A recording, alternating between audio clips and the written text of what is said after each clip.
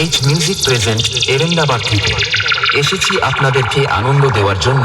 আমার বাজানো যদি আপনাদের ভালো লেগে থাকে তবে মন থেকে আশীর্বাদ ও দোয়া করবেন। আপনাদের ভালোবাসা ও আশীর্বাদ আমার একান্ত কাম্য। চলুন তবে শুরু করা যাক। আপনারা গানটি শুনে উপভোগ করুন। DJ BM music centre.